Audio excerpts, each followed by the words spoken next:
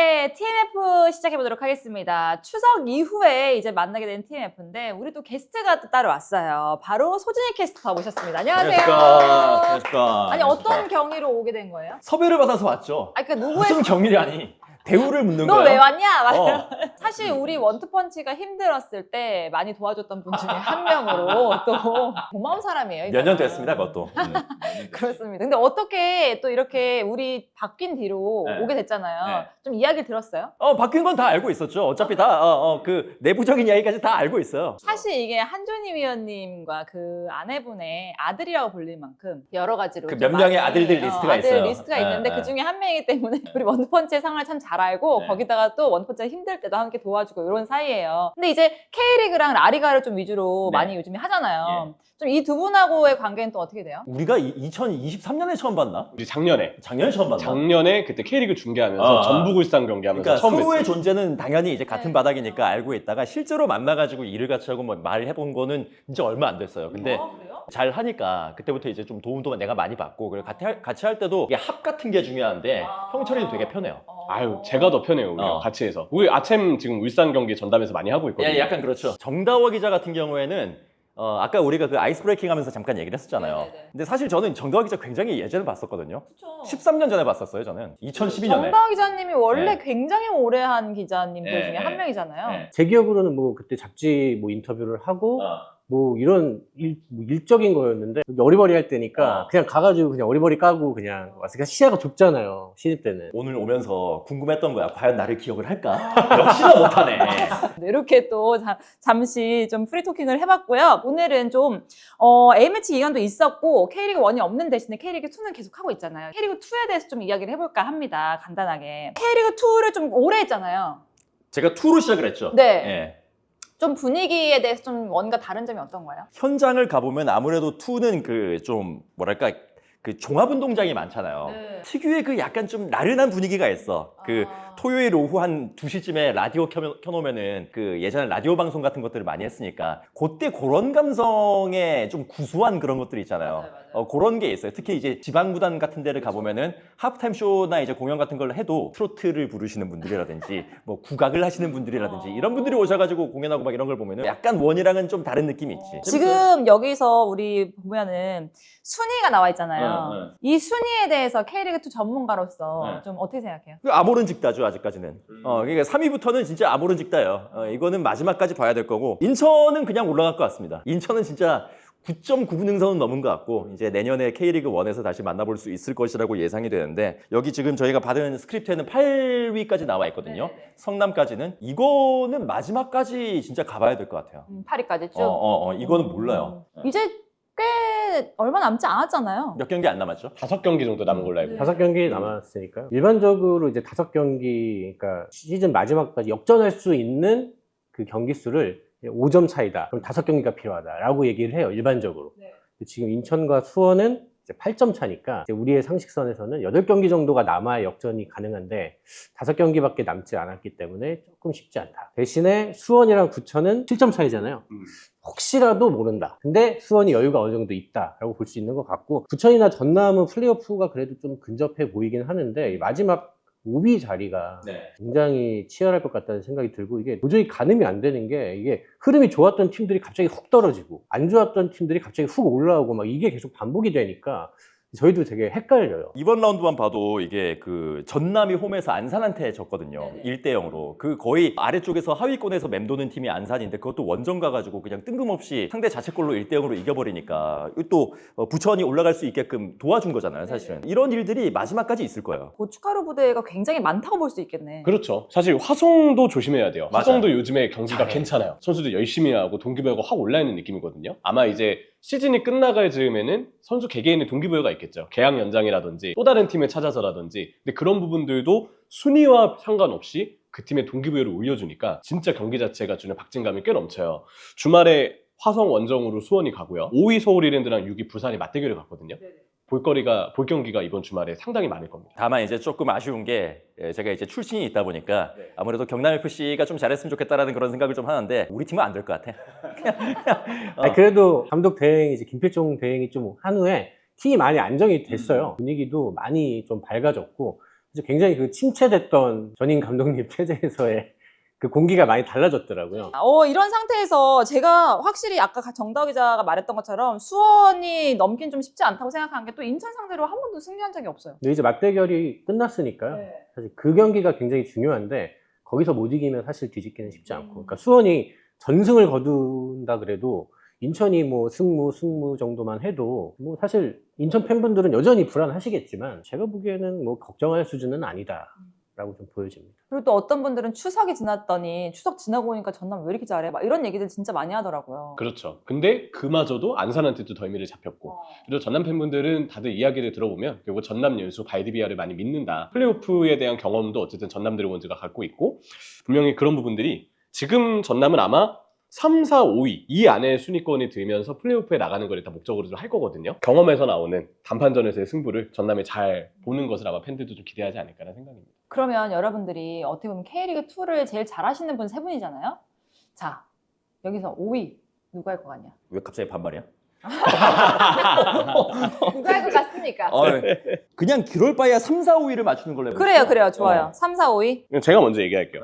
전 그냥 지금 그대로 갈 것 같아요. 부천, 전남, 이랜드 이렇게 순으로. 끝난다. 이게 지금 부천이 가장 제가 볼 때 안정적인 느낌이고 전남이 오히려 제 생각에는 앞으로의 일정을 봤을 때 승점을 좀 딸 것 같거든요. 서울이랜드가 다른 부산, 김포, 성남보다 갑자기 뒷심이 확 올라왔어요. 최근에 기세를 보면 서울이랜드가 그래도 승점을 놓지 않고 정립을 하면서 5위 자리는 지킬 것 같다. 왠지 3, 4, 5위 좀 그냥 이대로 가지 않을까라는 생각입니다. 저도 그대로 갈 것 같습니다. 이랜드가 역시 김도균 감독의 가장 큰 약점이 이 수비에 있었거든요. 도파민은 터지지만 늘 실점이 많아서 조금 부족함이 느껴졌던 건데 최근에 이랜드 수비가 많이 좋아졌습니다. 그러면서 이제 에울레르가 개인 기량으로 풀어가는 능력이 좋아서 팀이 좀 안정을 찾은 것 같아요. 똑같은 의견이면 재미없잖아요, 사실.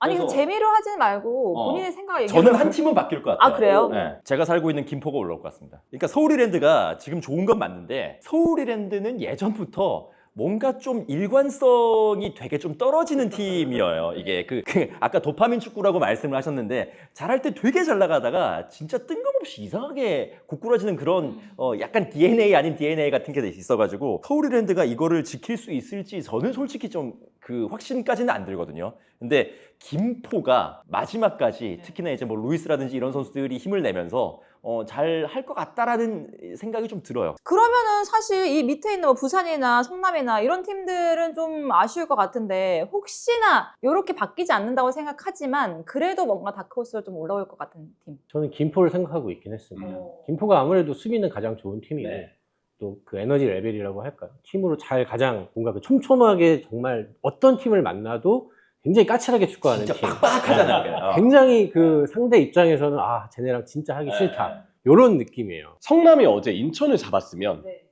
혹시 몰랐을 것 같아요. 실제 순위를 보더라도 여기서 만약에 승점을 좀 더 땄다면 김포, 부산과 승점이 똑같아지면서 성남도 가시권에 들었을 텐데 이미 김포, 부산보다도 승점이 2점 모자라고 최근 들어서 다시 기세가 좀 꺾였어요. 약간 불타오른 시기가 있었지만 그게 좀 너무 일찍 온 느낌. 오히려 지금 더 뒷심을 보여줬다면 좀 더 기세를 탈 수도 있었을 텐데 그게 유지가 좀 안 되면서 최근에는 좀 어려움을 겪고 있다는 점. 후이즈와 같은 골잡이가 또 최근에 좀 오히려 아쉽거든요. 이런 상황에서 제가 피묻히기를 되게 좋아한단 말이에요. 그냥 K리그2를 이렇게 끝내기가 아쉬워요. 그럼 내년에 K리그2에는 얼마나 바뀔까? 뭐 이런 거를 조금 얘기를 좀 간단하게 나눠볼까요? 그래도 역시 일부 리그 팀이 유리하지 않을까라는 생각을 합니다. 승강 프로에서 네, 승강 프로에서요. 그래서 결국 안 바뀐다? 한 팀은 무조건 바뀌게 돼 있잖아요. 다이렉트 강등과 다이렉트 음. 승격이 있으니까. 근데 나머지는 그래도 일부 리그 팀이 그래도 좀 더 전력에서 우위를 그간에 항상 그래 왔으니까 그걸 근거로 삼겠습니다. 그럼 그것까지 얘기해요. 한 팀 네. 내려오는 팀은 누구일 건가? 이게 진짜 쉽지가 않아요. 전 대구 아니면 제주가 결국 다이렉트 강등권에 좀 있을 거라고 예상을 하는데 물론 혹시 모르죠. 울산도 가능성은 있는 건 사실이니까.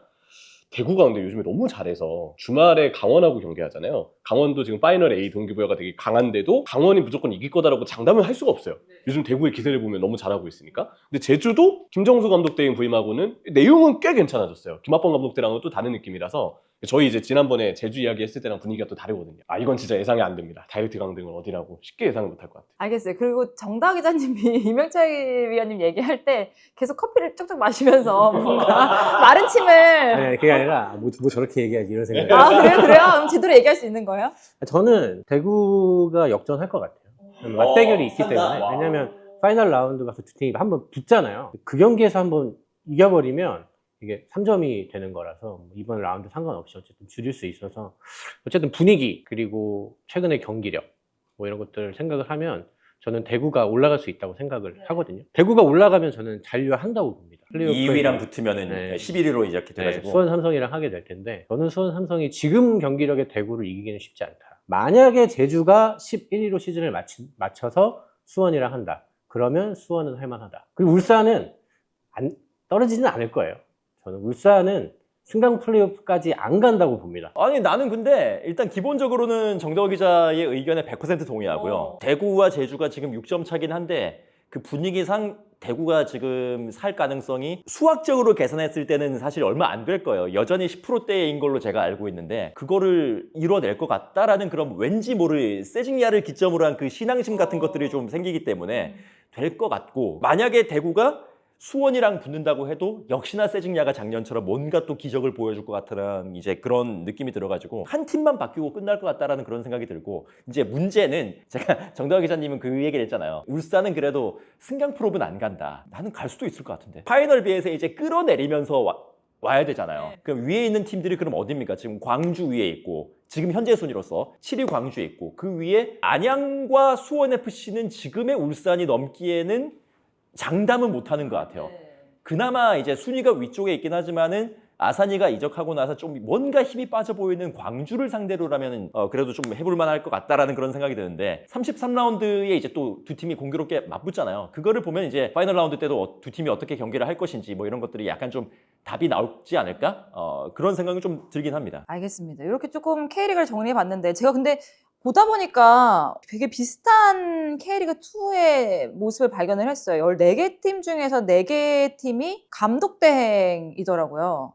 이게 조금 또 의미가 있을까요? K리그2가 이렇게 되는 이유가? 꼭 K리그2만이 아니더라도 이거는 사실 K리그1의 구단들도 시즌을 그냥 감독 대행 체제에서 쭉 마무리 짓는 그림이 제법 많이 나왔죠. 그래서 이거는 투만의 특징이라기보다는 우리나라 리그의 특징이라고도 봐야 될 것 같은데, 보기 좋은 그림은 아니죠 사실. 감독 경질은 충분히 성적이나 뭐 여러 가지 분위기에 있어서 나올 수 있는 그림인 건 맞는데, 우리가 너무 구단들을 잘 보면 감독 대행에게 필요 이상으로 너무 많은 시간을 수습하게끔 그냥 내버려두는 경우들이 있거든요. 이게 정말 위기 관리를 위한 선택인지 방치인지는 정말 좀 생각을 해봐야 될 문제라고 좀 보기는 해요. 그러니까 어떻게 보면 그런 거 아니에요? 뭔가 새로운 대안 없이 이 상황을 빨리 모면하기 위해서 빨리 뭔가를 지금 감독을 자르고 그리고 그 다음에 대안 없이 계속 쭉 있다가 어떻게 보면 책임감이 없는 좀 그런 형태라고도 볼 수 있지 않아요? 현장에서는 좀 어때요? 저는 대행 체제 그 이전을 좀 봐야 된다고 생각을 하는데, 우리는 감독을 너무 쉽게 선임한다. 감독 풀이 실제로 적다고 생각을 하는 거예요. 근데 현장의 곳곳을 보면 되게 오랫동안 열심히 일했던, 그래도 나름 실력이 있고 조금 도전 한번 시켜볼 만한 그런 지도자들이 곳곳에 있어요. 근데 우리는 어떤 행태냐면, 이 사람이 좀 유명한가?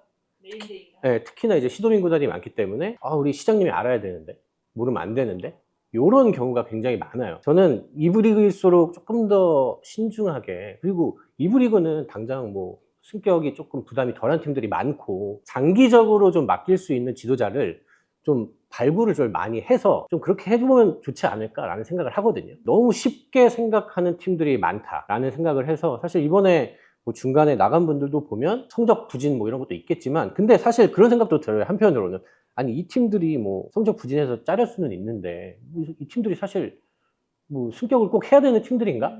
라는 의문은 또 있죠. 조금 팀을 내실을 다지고 장기적인 비전으로 팀을 만들어가는 것도 중요하지 않나? 근데 이렇게 벌써 자르나? 약간 이런 생각이 드는 일부 팀도 있거든요. 우선순위를 어디에 두는 건지 사실 조금 아쉬울 때가 많죠. 알겠습니다. 소준일 캐스터는 어떻게 생각해요? 뭐 근자에 몇 년 동안 사령탑에 앉았다가 좀 아쉽게 떠난 사람들 중에서도 이제 경기력이 되게 좋았던 분들의 이름들이 저는 몇 분이 떠오르거든요. 예를 들어서 뭐 안산의 임관식 감독이라든지 이런 분들은 되게 축구 재밌게 했었어요. 그 없는 살림에 그 선수들의 최적의 조합을 만들어내가지고 야 저긴 축구 되게 재밌게 하네? 이런 평가들을 받았었는데 결국은 시즌 지나다 보면은 경질, 뭐 해임 막 이런 것들이 뜨다 보니까 정다워 기자가 얘기를 했던 대로 아무래도 뭐 세계 어디를 가나 기존에 이제 쌓였던 것들, 본인의 명성이라든지 업적이라든지 뭐 이런 것들이 많은 분들에게 더 많은 기회가 가는 거는 자연스러운 일이라고 저는 생각을 해요.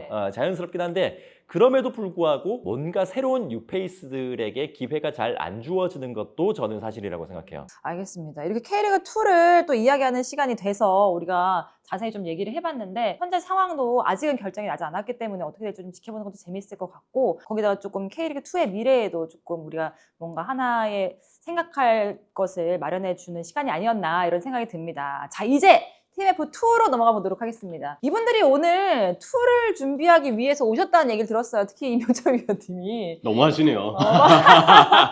아니 깜짝 놀랐어요. 여기 들어오는데 이 옷을 입고 올 거라고는 상상을 못했네요. 왜냐면 한 일주일 동안 대표팀 브라질전 대패 말고는 이 이슈가 사실상 우리나라 축구는 다 감돌았거든요. 신태용 감독이 2달 만에, 2달이 아니죠 사실 65일 만에 바로 경질이기 때문에 많은 분들이 궁금해했고 좀 놀라셨고 뭐 그런 여러 가지 반응들이 좀 나왔었죠. 2달 만에 경질인데 시즌 마무리도 승강피오까지 간다면 한 2달 정도 이제 남아있는 시점이에요. 근데 그 중요한 상황, 새 감독이 오거나 대행이 와도 자기 팀을 만들기에 시간이 굉장히 짧은 상황인데 감독을 경질했다는 거. 사실 이거는 그만큼 구단도 되게 어려운 결정을 내린 거다라고 좀 정리는 해야 될 것 같습니다. 사실 이런 결정은 구단이 자기들이 실패했다는 걸 인정하는 거 아닌가요? 근데 이제 그 실패를 인정하는 게 강등 당하는 것보단 낫잖아요. 그게 지금 가장 이 시점에 급했던 게 그 의사결정이었던 거죠. 우리가 이 감독을 자르지 않으면 진짜 강등될 수 있다라는 위기의식을 울산이 느꼈다고 봐야 되고요. 저는 그래도 너무 늦기 전에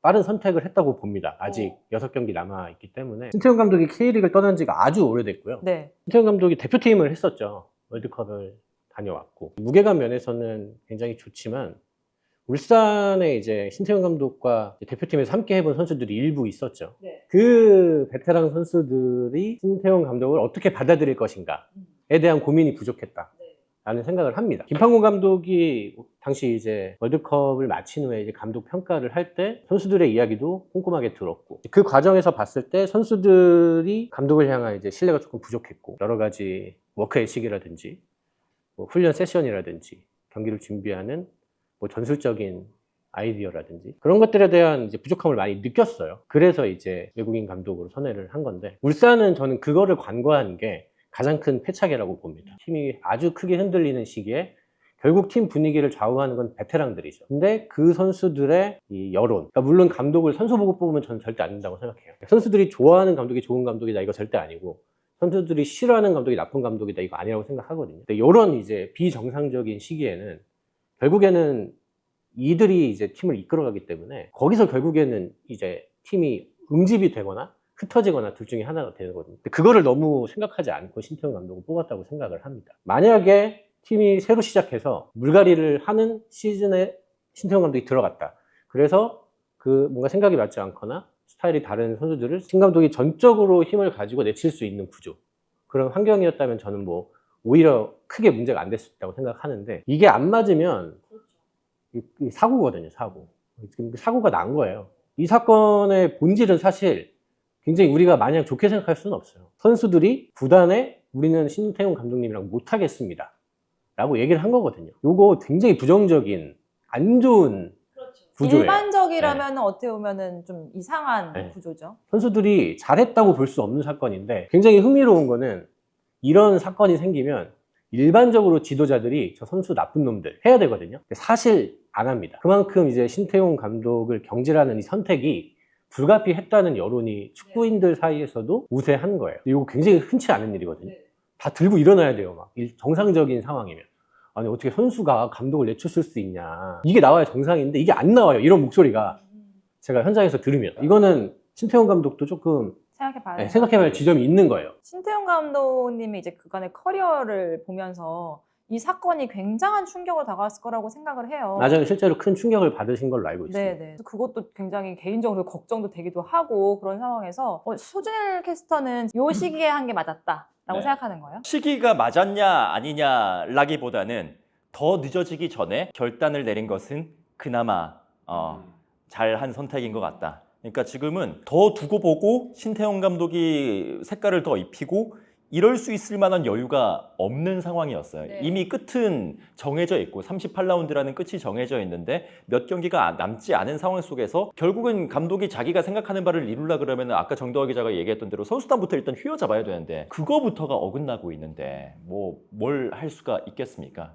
그러니까 뭐 지금 당장 소방수로 왔던 감독을 다시 경질을 하고 소방수에 소방수를 세운다라는 게 이제 모양은 빠질지언정 지금 남아있는 그 6경기에서 다른 거 하지 말고 색깔 입힌 거 이런 게 뭐 사실상 불가능하니까 뭔가 대단히 특별한 걸 해달라는 게 아니라 이미 조각조각 박살이 나 있는 팀 케미스트리를 잘 추슬러 가지고 그래도 기본 빵은 있는 선수들이니까 우리가 체급으로라도 좀 버틸 수 있게 비상시국에서 이 정도는 해주세요 라고 감독 대행에게 부탁을 해야 되는 그런 상황이 온 거죠. 그리고 그 시기가 저는 너무 늦기 전에 지금은 골든타임이 지나기 딱 전이라고 생각합니다. 네. 거의 딱 찰랑찰랑한 시간이라고 생각해요. 아직 파이널 라운드 들어가기 전이니까. 네.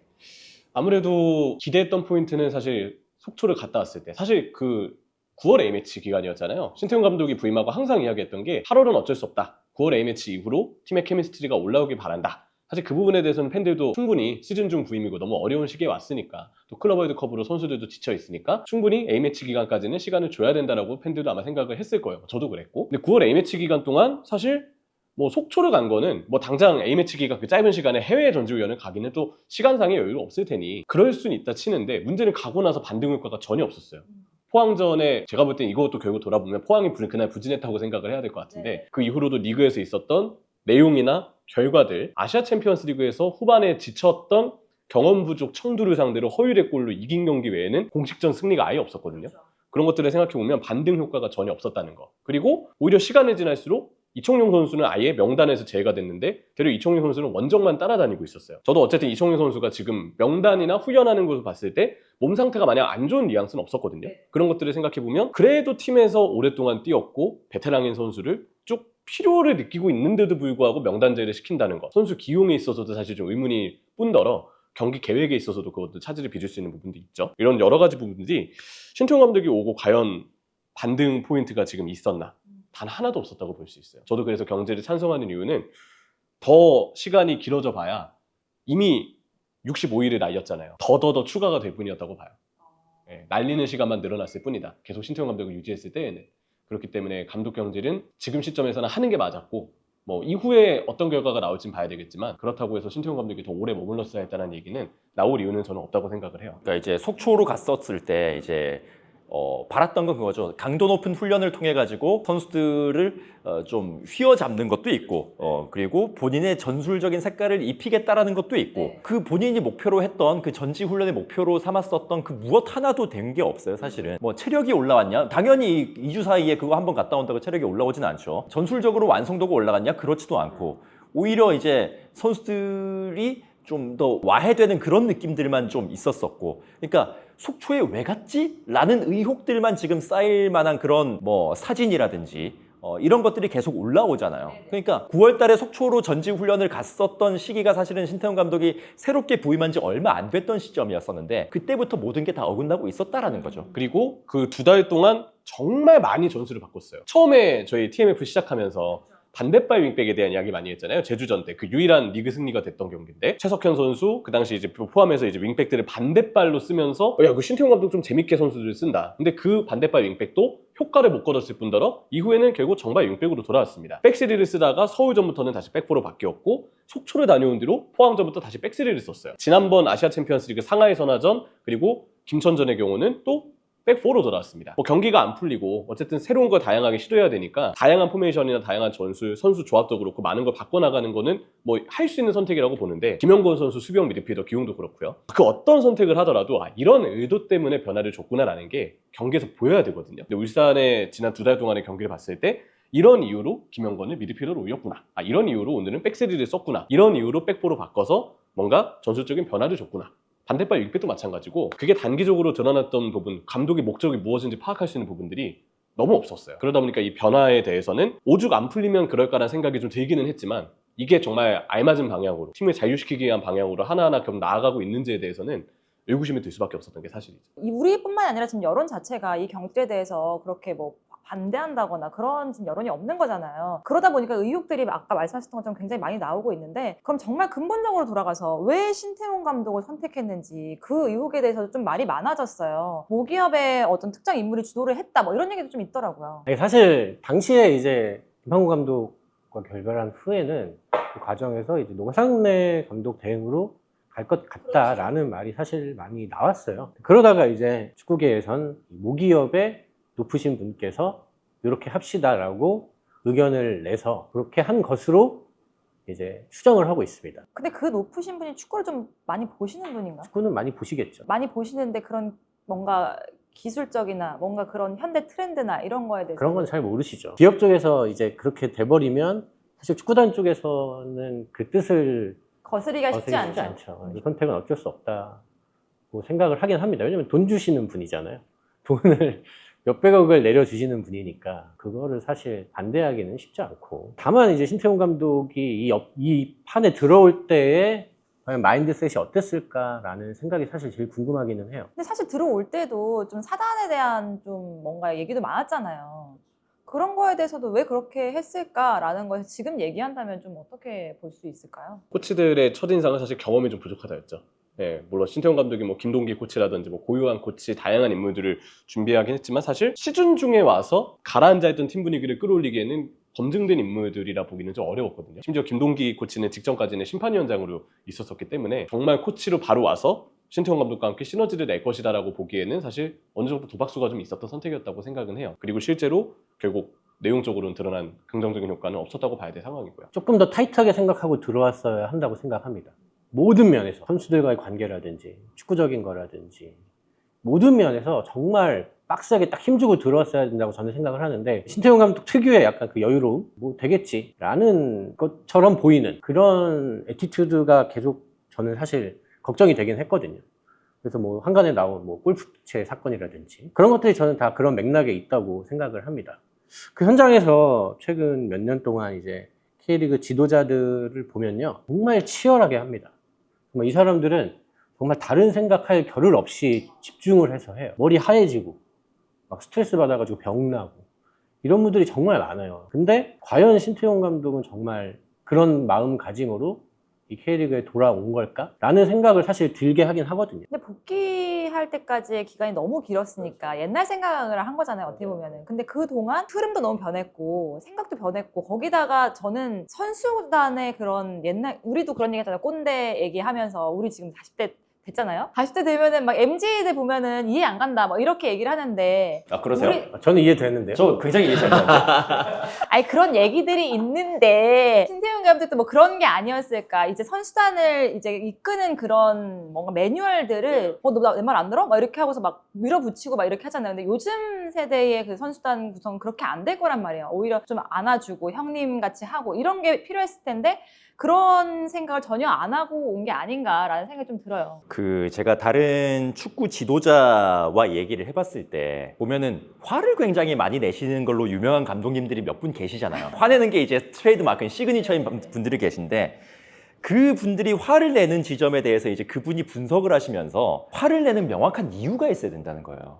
그러니까 뭐 선수들의 기강을 잡는 문제 같은 경우에도 마찬가지가 되겠죠. 그러니까 뭐 어떤 사람은 그냥 말로 화를 낼 수도 있고, 어떤 사람은 뭐 이건 전적으로 잘못됐다고 생각을 하는데 뭐 손을 댄다든지 뭐 이런 사람들도 있을 수는 있겠죠. 근데 선수가, 그러니까 그걸 당하는 사람, 받아들이는 사람이 생각했을 때, 아, 이 사람이 이래서 나한테 화가 났구나, 나한테 바라는 게 이런 거구나 라는 게 명확하게 이해가 되면은 기분은 나쁠지언정 그게 나중에 머리를 이제 가슴을 이제 좀 차분하게 식히고 나서 생각을 하면은 납득을 한단 말이에요. 결국은 이 사람이 원했던 대로, 요구했던 대로 따라갈 수가 있겠죠. 근데 그게 아니라 그냥 화를 내, 그냥 나한테 손을 대, 그냥 뭐 야야 하면서 이제 좀 폭언을 해. 그러면 기분만 나쁘고 그냥 끝나는 거예요. 이 사람이 왜 화내는지, 왜 나한테 뭐라 그러는지 이해가 안 되는 거죠. 근데 이제 문제가 이런 행동이 한 사람한테만 끝이 나는 게 아니라 여러 사람한테 이렇게 됐을 때, 그러면 이제 선수단 전체가 장악이 안 되는 거고, 제가 그래서 그 얘기를 들었던 것도 이제 어떤 문건 같은 것들이 나왔던 것도 이런 행동들에 대해서 시대가 좀 바뀌었으니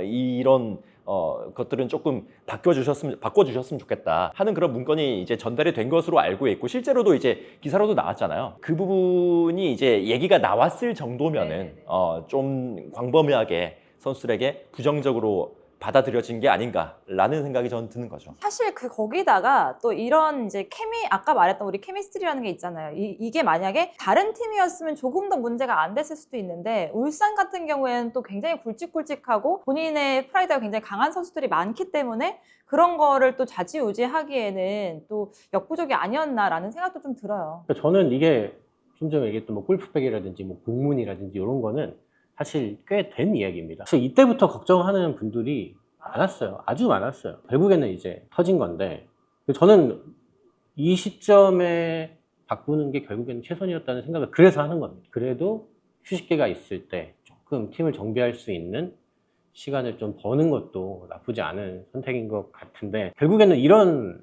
복잡한 상황에서 긴급하게나마 봉합을 할 수 있는 거는 감독과 선수들 사이에 있는 코칭 스태프, 특히 이제 젊은 스태프들의 역할이 중요했다고 생각을 하는데 박주영 코치라든지 고요한 코치라든지 이분들은 이 상황에서 어떤 역할을 했을까?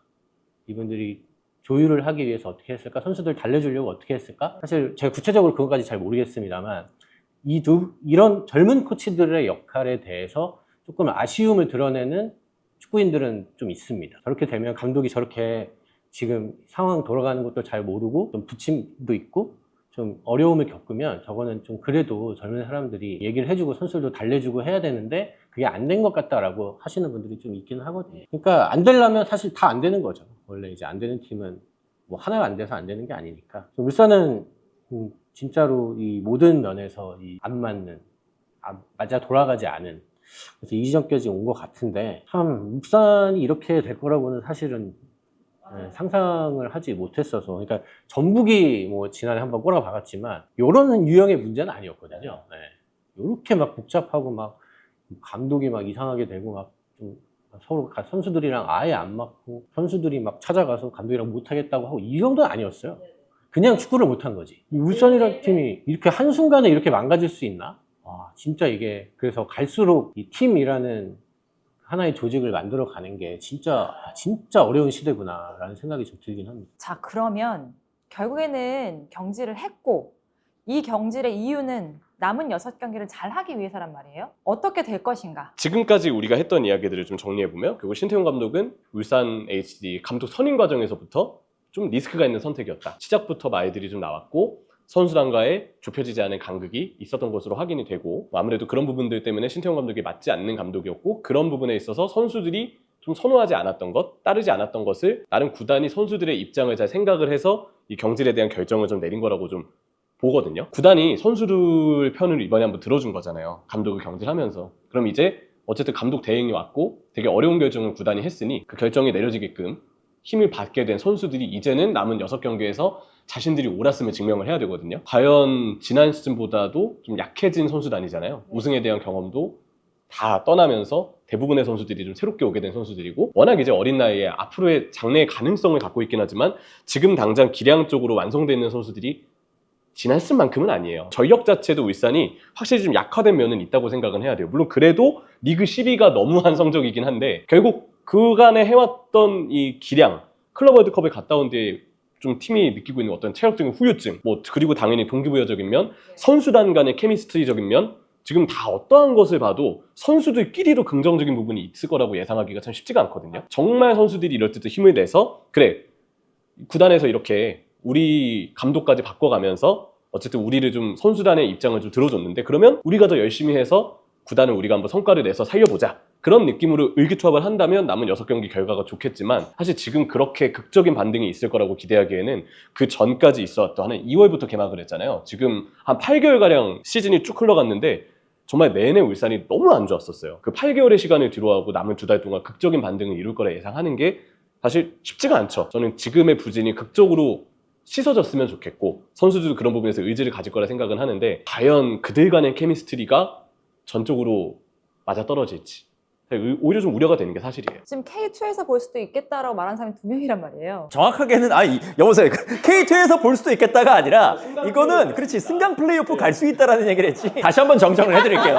승강 플레이오프권을 벗어나지 못할 가능성이 있어 보인다라는 거지. 야 울산 무조건 K리그2 내내는 야 니네 2부 따게 이런 얘기는 안 했습니다. 저는. 내가 그런 얘기는 다 했어요. 굉장히 나쁜 아이가 됐구나 니가. 어쨌든 말해보세요.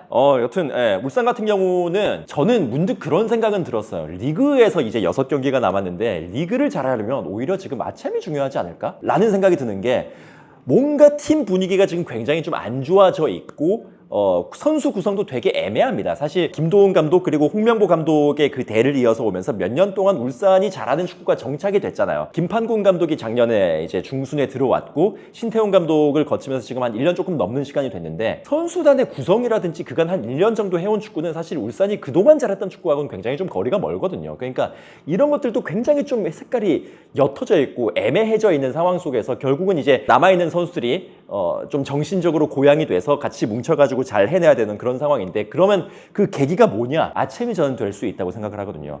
저하고 이제 이명철 위원이 같이 중계방송을 하면서 같이 느끼는 게 뭐냐면 생각보다 아침에 나와 있는 이 동아시아 팀들이 별로 안 센 것 같은데? 좀 엉성한데? 라는 느낌을 좀 받아요. 일단 슈퍼리그 팀들은 그랬어요. 중국 리그에 있는 팀들은 다들 그렇고 제가 서울하고 마치다 젤비아 경기를 했었는데 마치다도 사실 그렇게까지 날카로운 느낌은 아니었었거든요. 오히려 아침 무대에 그러니까 그런 얘기를 하겠죠. 리그가 이렇게 급한데 아침에 쏟을 힘이 있어? 그건 맞는 말입니다. 근데 생각보다 100%를 다하지 않는다고 하더라도 꽤 이길 수 있는 확률이 특히 이제 중국 팀들한테는 있지 않을까라는 생각이 들어가지고 오히려 이제 아침에서 좋은 성적들을 거두기 시작한다면은 야 이거 봐 우리 할 수 있잖아 하면서 남아있는 리그 일정에도 좀 더 탄력을 받을 수 있는 그런 계기가 될 수 있지 않을까라는 생각이 전 들어요. 일리 있는 얘기네요. 자, 마지막으로 경다화 기자님은 아까 두 분과는 좀 상반된 얘기를 했었어요. 이것도 눈치를 본 걸까요? 아니면은? 그러니까 저는 사실은 저도 사실 울산이 10위 할 가능성이 있다고 생각을 하는데 아까랑 똑같은 거 아니에요? 아까랑 똑같으셔. 생각을 하는데 그래도 이 멤버로 10위를 할 수는 없다라는 생각을 하는 거죠. 물론 말씀하신 대로 어중간하고 저도 사실 울산이 그 3연패를 한 일종의 대가를 지금 치르고 있다고 생각을 하는데 그만큼 이제 약간 스쿼드가 노쇠화됐고 외국인 선수들의 기량도 애매한 면이 있고 그렇긴 하지만 그래도 이 팀이 수원FC나 안양보다는 스쿼드 면에서는 낫잖아요. 그거는 명백한 사실이니까 저는 그 스쿼드의 힘을 그래도 조금 생각을 하는 거거든요. 왜 눈치 보면서 얘기해? 그러니까 울산이라는 팀은 사실 예를 들어서 저희가 제대로 파악은 할 수 없지만 정말 아주 객관적인 지표가 있어서 울산의 점수를 뭐 75점 정도로 매길 수 있다라고 했을 때 이 팀이 그냥 한 70점 정도만 해도 약간 순위가 올라갈 수 있는 팀인 거예요. 이 팀은 어쨌든 감독 대행 체제로 가는데 사실 감독 대행한테 어떤 강력한 리더십을 기대하기는 쉽지 않죠. 이명철 위원이 말씀하신 대로 선수들 특히 이제 베테랑 노장들이 구심점이 돼서 팀이 이제 하나로 뭉쳐서 증명을 해내야 되는 거예요. 근데 저는 그래도 이 선수들이 그것까지는 할 수 있다고 봅니다. 파이널 A야 뭐 이미 끝났지만 뭐 그래도 맞대결도 있고 안양 수원과의 맞대결에서만 이기면 사실 올라가는 거잖아요. 그 두 경기 정도는 맞대결에서 이길 수 있는 그런 힘 그리고 정신력 정도는 발휘할 수 있지 않을까. 그때 작년에 우리가 이 전북 현대 경기를 봤지만 어쨌든 그 상황에 가면 선수들이 힘이 나오기는 하더라고요. 아무리 분위기 꼬라박아도 이 경기는 우리가 무조건 잡아야 돼라는 생각이 있으면 그래도 잡을 가능성이 저는 꽤 있다고 생각을 해서. 근데 이제 우리가 생각을 하는 게 뭐냐면 지금 당장 그러니까 현 상황에서 울산이 위에 있는 팀들 뭐 광주, 수원FC, 안양보다 스쿼드가 좋은 건 사실인데 좋은 축구를 하고 있느냐 하면 그건 아니거든요. 그래요. 그러니까 무슨 말인지 팀 대 알아요. 팀으로 붙었을 때 지금은 불리해 보이는데 근데 우리가 지금 쭉 얘기하고 있는 대로 분위기가 만약에 산다. 뭔가 조각조각 났던 그 팀이 하나로 뭉친다 하면은 그래도 스쿼드 빨이 있으니까 이거는 이겨야 되는 거죠. 그거를 믿는 거는 또 크니까 말을 안 할 수 없습니다. 저는 말컹 컨디션이 되게 중요할 것 같아요. 말컹이 건강하게만 뛰면은 약간 진짜 자연재해 같은 상대팀 입장에서는 자연재해 같은 골들이 좀 나올 수 있다고 보거든요. 말컹이 이제 좀 뭔가 컨디션이라든지 여러 가지 부분에서 우리가 우려했던 것보다 오히려 더 잘해서 정말 뭐 예전 경남 때만큼은 아니겠지만 괜찮은 한방들을 터뜨려주면 그래도 뭔가 결과를 내는 데 있어서는 시즌 내내 울산이 시달려왔던 빈공의 문제를 좀 많이 씻을 수 있지 않을까라는 점도 좀 기대가 되긴 하더라고요. 신체적이고 거기에 플러스 심리적인 컨디션도 좋아져야겠죠. 그렇죠. 지금은 심리적인 컨디션이 사실은 신체적인 컨디션보다 더 안 좋아 보이거든요. 이번 33라운드 경기가 저는 엄청나게 중요하다고 생각을 해요. 만약에 선수들이 이 경기 통해서 조금 뭔가 그래도 우리가 해야 된다, 할 수 있다 이런 분위기가 되면 저는 그 분위기는 쭉 어느 정도 유지가 될 거라고 생각을 하는데 만약에 이번에 광주랑 했는데 또 안 돼. 야 우리 어떡하냐. 야 감독 나갔는데도 안 되네. 이런 분위기에 가버리면 그거는 진짜 위험해지는 상황이 될 겁니다. 광주전을 잘 봐야 될 것 같아요. 해이해지면 끝이고 근데 반대로 의기투합이 오히려 되려 전보다 잘 된다. 그러면 생존 가능성도 꽤 있고 근데 해이해지면 진짜 끝입니다. 지금 다들 경쟁하느라 다들 집중하고 동기부여가 다른 팀들도 다 가득 찬 상황에서 대구, 제주 보세요. 엄청 잘하고 있잖아요. 그런 것도 생각하면은 진짜 해이해지면 끝이에요. 스쿼드고 뭐고 이거 해이해지면 끝입니다. 진짜. 그래서 해이해지지 말라고 그 옷 입고 온 거잖아요. 맞아요. 진심이 네. 느껴지는. 제발 좀 그런 거잖아요? 그랬으면 좋겠습니다. 알겠습니다. 이렇게 또 울산 현대의 요즘 상황과 미래에 대해서 또 얘기를 해봤습니다. 이렇게 또 마무리 짓도록 하고 소준이 캐스터가 우리랑 한 1시간 얘기했나요? 1시간 좀 넘게 얘기한 것 같은데 그래요? 1시간이 느껴지지 않을 만큼 재밌었다는 이런 얘기인가요? 정순주가 수많은 모함과 이런 함정들을 파놨지만 제가 끝까지 걸려들지 않았다는 것에 굉장히 좀 자부심을 느낍니다. 아니, 저희 친한 친구예요. 네, 여러분. 제가 오늘 아침 새벽에 방송이 있어가지고 쉬지 못하고 지금 여기까지 왔거든요. 근데 지금 이 디카파인의 힘을 빌려가지고 정순주가 파놓은 그런 함정에 걸리지 않았습니다. 굉장히 즐겁게 녹화를 했습니다. 어제 재밌었나요? 어땠나요? 소준이 캐스터랑 또 이제 합을 맞춘 게 이벤철 위원님은 뭐 많이 하지만 또 정다화 기자님은 처음이잖아요. 근데 뭐 중계방송 워낙 많이 들어서 그 역동과 감동 다른 사람이 하면 잘 귀에 안 들어오는데 소준일 캐스터가 그걸 하면 되게 귀에 빡 꽂히더라고요. 얘가 진짜 목소리가 커요. 내가 목소리 크나? 목소리는 엄청 크죠. 아니야. 진짜 크시긴 하더라고요. 제 지인들이랑 또 많이 아시고 이래서. 네, 맞아요. 그래서 바닥이 좁아가지고. 네, 아니 근데 이제 나는 좀 걱정이 됐던 게 뭐냐면 오늘 같은 경우에는 사실 한 팀이 왜 잘 안 되고 있는지, 그러니까 좀 부정적인 이슈를 주로 다루는 방송이다 보니까 이거를 사실 어디까지 얘기해야 되지? 를 되게 좀 고민을 많이 했었거든요. 지금 우리가 1시간 정도 녹화를 했지만은 사실 하지 않은 이야기가 훨씬 더 많아요. 어쨌든 여러분들하고 얘기할 수 있는 한 선에서는 잘 얘기를 했다고 생각을 하고 또 소진이 캐스터랑 다음번에 잘 만날 수 있는 기회가 되길 바라면서 여러분들도 또 의견 댓글 남겨주시면 저희가 참고를 할게요. 인사드리겠습니다. 안녕히 계세요.